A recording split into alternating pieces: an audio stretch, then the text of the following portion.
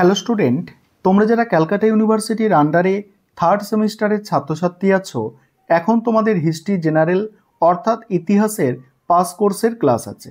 আজকের ক্লাসে তোমাদের সিসি 3 পেপার থেকে একটি গুরুত্বপূর্ণ প্রশ্নের উত্তর নিয়ে আলোচনা করব। প্রশ্নটা আছে, অজান্তার গুহাচিত্রের ওপর একটি সংক্ষিপ্ত টিকা লেখো। এই প্রশ্নটা তোমাদের 10 নম্বর বা 20 নম্বরের জন্য খুবই গুরুত্বপূর্ণ একটা প্রশ্ন। প্রশ্নের উত্তরটা তোমরা দেখে নাও। প্রথমেই তোমাদের একটা ইন্ট্রোডাকশন অর্থাৎ ভূমিকা লিখতে হবে। সেখানে কি লিখবে দেখো, ভারতের প্রাচীন ঐতিহ্যের অন্যতম উজ্জ্বল নিদর্শন হলো অজান্তা গুহাচিত্র। মহারাষ্ট্রের ঔরঙ্গাবাদ জেলার কাছে অবস্থিত অজান্তা গুহাগুলি ভারতীয় ইতিহাস ও শিল্পকলার এক এক অপরিমেয় গৌরব। খ্রিস্টপূর্ব 2য় শতক থেকে খ্রিস্টীয় 7ম শতকের মধ্যে নির্মিত এই গুহাগুলি মূলত বৌদ্ধ বিহার ও স্তূপগুলির জন্য নির্মিত হয়েছিল।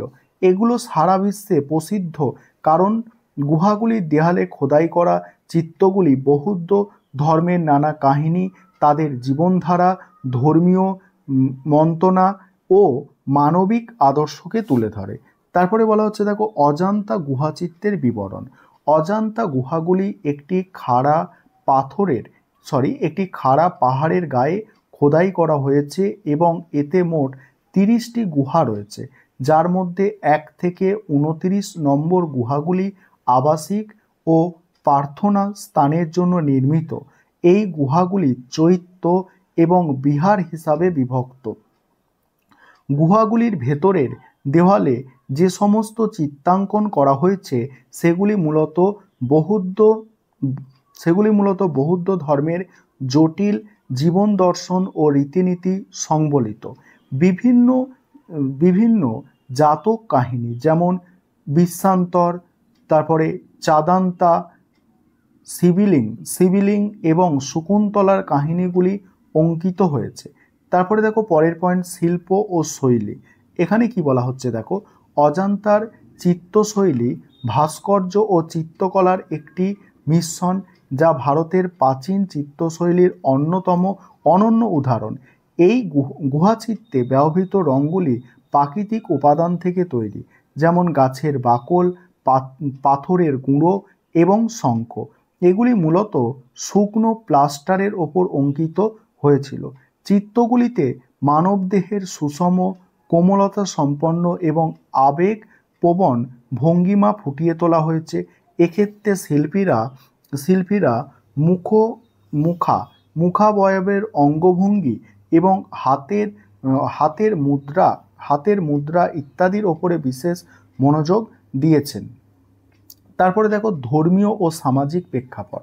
অজান্তা গুহাচিত্র বৌদ্ধ ধর্মের মহাযান শাখার প্রভাবকে তুলে ধরে। এই চিত্রগুলির মধ্যে বুদ্ধের বিভিন্ন জন্মকাহিনী এবং জীবনের নানা মুহূর্ত অঙ্কিত হয়েছে। এছাড়া এগুলিতে তৎকালীন সমাজের দৈনন্দিন জীবনযাত্রা, পোশাক, অলঙ্কার, আচার আচরণ ইত্যাদির বর্ণনা পাওয়া যায়। এই গুহাগুলি শুধু ধর্মীয় স্থানই নয়, বরং বৌদ্ধ সন্ন্যাসীদের শিক্ষা কেন্দ্র হিসাবে ব্যবহৃত হতো। তারপরে অজান্তা গুহাচিত্রের বৈশিষ্ট্য, পরের পয়েন্ট। এই পয়েন্টটা আলোচনা করব। তার আগে একটা বিষয় তোমাদের বলার আছে, তোমাদের জন্য অনলাইন কোচিং ক্লাস চলছে। তোমরা যদি কেউ অ্যাডমিশন নিতে ইচ্ছুক থাকো, এই নম্বরে যোগাযোগ করতে পারো, 912300005218। এই নম্বরে তোমরা যোগাযোগ করে পেড ব্যাচে অ্যাডমিশন নিতে পারো বা স্টাডি মেটেরিয়াল পারচেস করতে পারো। চলো পরের অংশটুকু দেখে নাও। এখানে গুহাচিত্রের বৈশিষ্ট্যতে কি বলা হচ্ছে দেখো, অজান্তা গুহাচিত্রের অন্যতম বৈশিষ্ট্য হলো মানব চরিত্রের অন্তর্নিহিত সৌন্দর্য ও প্রাকৃতিক পরিবেশের বিবরণ। চিত্রগুলিতে মানব জীবনের মৌলিক গুণাবলী যেমন প্রেম, করুণা, দয়া ইত্যাদি তুলে ধরা হয়েছে।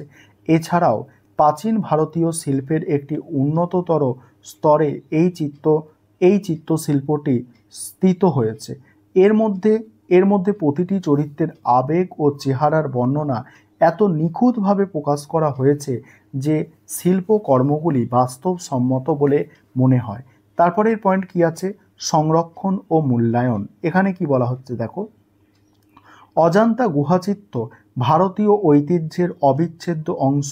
কিন্তু পরিবেশগত ক্ষতি ও অযত্নের কারণে এগুলি বর্তমানে ক্ষয়প্রাপ্ত অবস্থায় রয়েছে। ভারতের প্রত্নতত্ত্ব বিভাগের উদ্যোগে এবং ইউনেস্কোর সহায়তায় এগুলি সংরক্ষণের জন্য বিশেষ ব্যবস্থা গ্রহণ করা হয়েছে।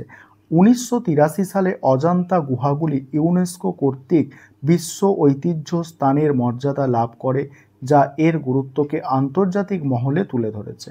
এবার হচ্ছে উপসংহার। অজন্তা গুহাচিত্র ভারতীয় শিল্পকলার এক অবিস্মরণীয় নিদর্শন, যা শুধু ভারতে নয় বরং সারা বিশ্বের ঐতিহাসিক এবং সাংস্কৃতিক সম্পদ।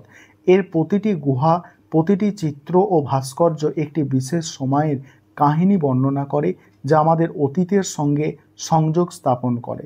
অজন্তা গুহাচিত্র আমাদের শুধু প্রাচীন ভারতের ধর্মীয় বিশ্বাস ও সমাজের পরিচয় দেয় না, বরং আমাদের সাংস্কৃতিক গৌরবকে বর্তমান প্রজন্মের কাছে নিয়ে আসে। এই ছিল তোমাদের আজকে একটি গুরুত্বপূর্ণ প্রশ্নের উত্তর।